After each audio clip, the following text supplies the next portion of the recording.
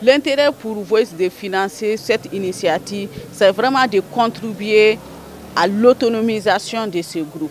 Un des objectifs de Voice, c'est de travailler pour que les groupes les plus marginalisés, les plus discriminés puissent être autonomisés, pour qu'ils puissent être autonomes. Cette autonomie ne passerait qu'à travers leur renforcement des capacités pour qu'eux-mêmes puissent s'organiser, puissent créer un environnement, puissent avoir la confiance en eux, pouvoir se renforcer et créer un environnement dans lequel ils peuvent s'exprimer et évoluer en toute tranquillité.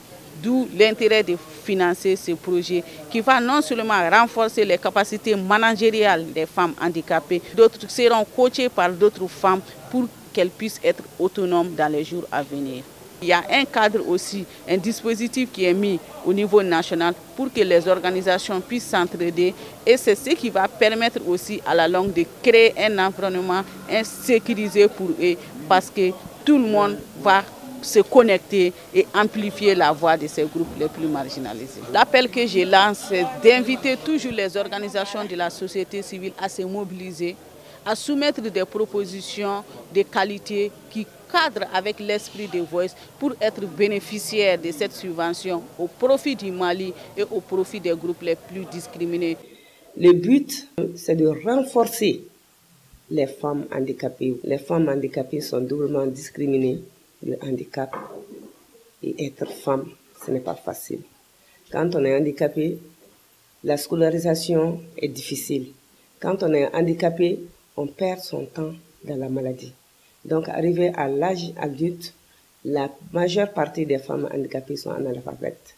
Donc, il faut les former, faire des apprentissages, monter des petits projets. C'est ce que nous avons fait depuis le début de l'Union, depuis le début de la première association qui a été créée en 1994. Maintenant, il y a un certain nombre de femmes handicapées entrepreneurs.